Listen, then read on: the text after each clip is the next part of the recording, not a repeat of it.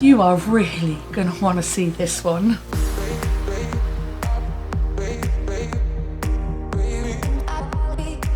Hi and welcome back to the Polymer Clay channel.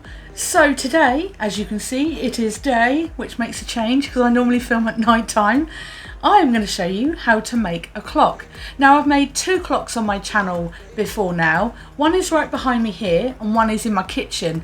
Now the kitchen one was the original that I did maybe, I don't know, 2 or 3 years ago now. It was kind of basic and I wanted to step it up. So that was the step up, which is why I've got it on the back here. But no one told me, and I didn't even notice, that the number 6 is actually upside down. So that says 4. So I don't know if you know anything about Roman numerals, but if you put like the V-shape thing and then the 1, that's minus on, no, it's minus on that side and then plus on this side. So I got that completely upside down and back to front. Now, for the actual thing that I was copying, if you like, my kind of, what do you call it, reference picture, I saw that this was also upside down. So it was really lucky that I did some like searches for Roman numerals and actually had a look so that I could get these the right way around. So there might be some footage that you will see where it's upside down and then I turn it around, and unfortunately sometimes I do have to pull it off and then glue it on. But this is going to be the updated version of a clock. Now with this one here in the background, I used an awful lot of clay. Now I know a lot of you make smaller things and I tend to make quite large things. Now the reason why I make large things is because I buy a lot of clay in bulk. I buy it old. Sometimes I have to spend a good couple of days conditioning it, so then I have a massive great big lump of all sorts of different colours that I mix into one, and then I use that effectively as scrap so that I can make something out of it, and generally they're quite big. Now a lot of things that I make aren't or don't in the end look like scrap because I use a lot of mica powders, and sometimes I used to use an awful lot of glitter. Now I'm not doing that quite so often now because I quite often get a colour that I really like, and this project is no different. So I mixed up a whole bunch of clay that I'd used in previous projects and ended up with like a grey sort of colour, which was really cool. So I thought, oh, that's alright. And then I decided, well, what happens if you want to make something like this but you don't have a lot of clay? Well, today's going to be a clock with not a lot of clay. So without further ado, here we go.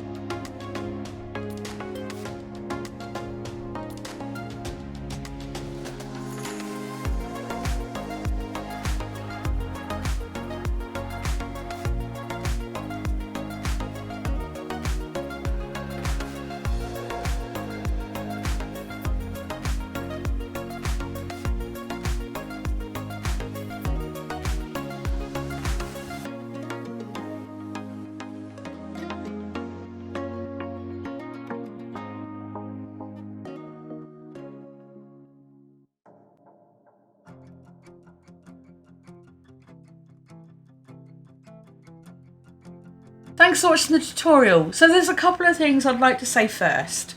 Firstly, I am so close to my 4,000 watch hours. Now, if you don't know what watch hours are, for a channel to be monetized, you have to have 4,000 watch hours first before it can be. You have to obviously have 1,000 subscribers, which I've had for a very long time. Thank you very much. However, it's taken some time to get to these 4,000 watch hours. I am almost there. I have about 45 to go, which is crazy because it's been sat at that for some time now. So to help me out with this, you just need to watch this video all the way through. Now, I really don't mind if you don't want to watch it completely, have it on playing on the background, because the tutorial is actually really cool. However, I need these watch hours for my channel to be monetized. So that's the first thing. I've got it written down on a piece of paper here because I can't forget what I'm going to say. Please subscribe, please like, please share. These things are really important to a channel, particularly if they're really small. Now, to YouTube, this channel is tiny, but to me, it's massive. And I thank you all so much for your recent subscriptions. I love that. I've noticed a few more comments from people that I haven't heard of before, and I think that's wonderful. I will respond to all comments because I absolutely love talking about clay and helping people out to do their own projects. So the other thing I'd like to say is I'm thinking of going live. Now, the technicalities of going live, I have no idea how to do that just yet, and I'm in the early stages of that. So I could just click live and go ahead and you'd see my face and we could talk. But ideally what I'd really like to do is have like a down camera so you could see what I'm doing at the same time, and I could perhaps make something while we're having a chat. So the question I have for you, what time would be really good for you to see me live? Now, as you know, I'm in the UK, so I have no idea what time's good. I'm quite flexible, so I want to do a sort of a time that's going to be good for other people. Now, I know a lot of people have weekends off, so perhaps that's a good time, but at the moment I'm willing and prepared to stay up really late so I can have a chat, which is live, with everybody. So pop in the comments, let me know when is a good time for you to see me live, because I'd like to see as many people and I'd like to have a chat with as many people as possible, because it's the next step in my channel. I'd like to sort of branch out and want to see how that goes. So that's kind of like a test run, I suppose, if you like it. It's not going to run perfectly, and I don't think, you know, I'll mind being on camera live and all that. I really don't mind that. But I just want it to go well, and I want to be able to give everyone the opportunity to see if we can get a good time for everyone. Whether that'll work or not, I really don't know. So anyway, if I haven't said it already, can't remember, my brain's gone dead, please subscribe, please like.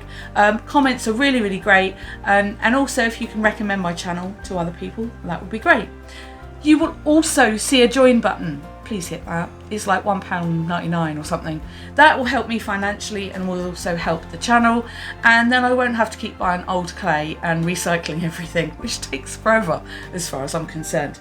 Anyway, I've checked my list. I think I've said everything, so I'm going to show you what it looks like now.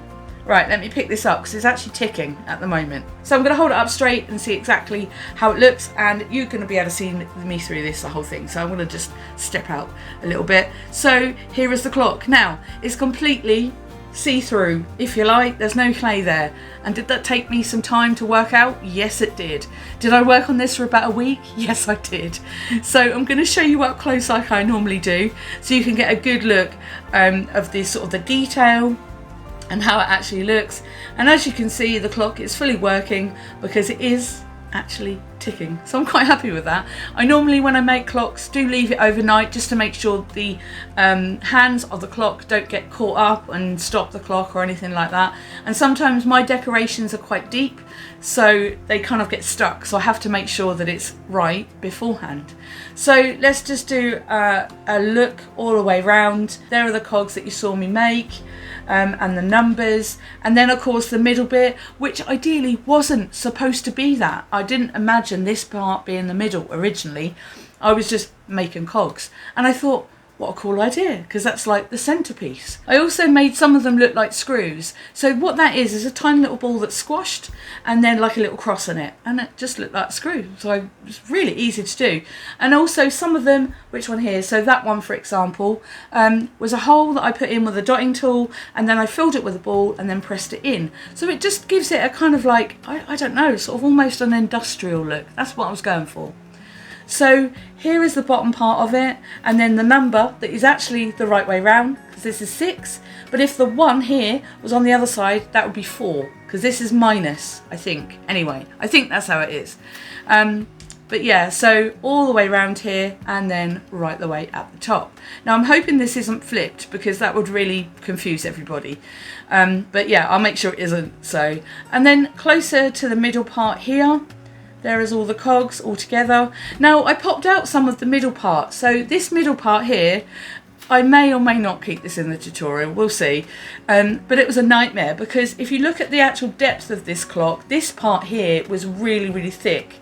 Now don't do it like me. Make sure you know the depth of the actual clock parts that you're going to put in. Otherwise, you're going to have a bit of a struggle. So what I had to do with this is actually, let me get it straight, is actually cut out the inside here. And I had to dig a hole, take out the middle part, and also scrape out everything.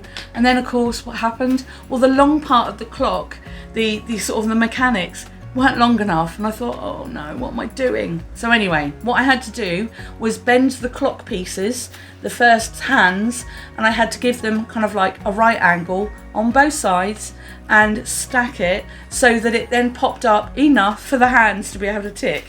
Now that wasn't easy, I have to say, it really wasn't. But I'll show you a little bit close up what I mean. Hopefully you can see that on there. So they're standing up, they're coming out of the bottom, and they have like a little right angle to them. Now if you have really long hands, this works. I mean hands of the clock. This works really well because these would have been quite a lot longer had I have not done that. So bit tricky, but I'm so glad I managed to do this because it doesn't use a lot of clay. It is so effective and it obviously works, which I love. You can make anything out of polymer clay like this and just it works, and you know it's an original. The only thing I haven't done is signed it. Normally I put my name on it or something, and I haven't done on this one. So now what I'm going to do is show you the back. I'm holding it precariously because this middle part here is what is literally holding it together. So this middle part here is what's holding the clock all together. Now with this I had to take off all the parts and glue it on, so it has no hanging part or anything like that, which is why there's that hole there. So that's the idea of where it's going to hang on the wall. And the idea of this is you can have the nail or screw or whatever it is that you put into the wall come out a little bit so the rest of the clock doesn't sit too flat against the wall, to give the illusion that it's all kind of like, you know, separate. I don't know why, I just like the idea. So the back part here doesn't have mica powder on it because when you bake something like this, you have to keep it still on the tile that you make it on. You can't then pull it off, you have to bake part. So this is a make and bake, that's what I forgot to say. So this was baked first, then the middle part here, and then it was all separate. So then I had to connect these two parts here with the numbers, and then the numbers and all of the sides here with the middle part. Bit tricky, but once you get the idea that all of these parts are separate until you put the last final pieces together. Now to connect the cogs to this part, I originally used liquid polymer clay, but to be honest, it did okay to sort of hold it steady, but then some of the parts were actually coming apart. I'll be honest, it did come apart. So I did have to glue it, and oh boy, did I glue it, I really did. But you can't really notice it because I made sure that all the glue went underneath and you can't see anything. So with the mica powder, I made sure it was heavy, so I pressed it onto the clay to make sure that it was fully covered. Sometimes I like to wipe a little bit off to give it this sort of oldie-woldy look, but this time I wanted it fully covered. But then afterwards I used a big paintbrush and just took off all the excess. Now you won't see any transfer on this because I've taken off the majority of it. Now I did this because obviously other people are going to touch it, or they might, you know, pick it up and stuff like that, and they'll get covered in mica powder. So that's no good. So I had to make sure that all of the excess mica powder was taken off first. So here we go, another close-up look, and as you can see, it is still ticking. I absolutely love this. So this clock used about, you know, one of those big blocks you can get. I haven't got one to hand, but I'd say you'd get away with probably being able to do this clock with one of those big blocks of clay, 350 grams, something like that. You'd get away with that. You only need one colour because the rest of it you're going to cover up, so you can use scrap if you wanted to. Just make sure it's one colour, because if it isn't, it'll probably look a bit confusing. Now for the cogs, I found a picture, as you saw. I found that off the internet and just copied them. I didn't know which one I was going to use, but I wanted to use ones that were a similar sort of size, and size enough for the actual clock itself. Now for the cogs itself, I was drawing the middle part, but it was actually easier just to do the outside, the sort of the cog parts, and then on the inside use a cutter, because then it was, you know, properly round, and my drawing skills weren't fantastic, so that works out a lot better. But I did need the outline for this, so that, because my skills for actually cutting this out wasn't great, so I did need it for that, at least to get me started somewhere. So one more close up. There will be glamour shots at the end, so you can see how this looks without me waving it around. So this is how you make a clock from polymer clay with not very much clay. Thanks for watching, and I'll see you again soon.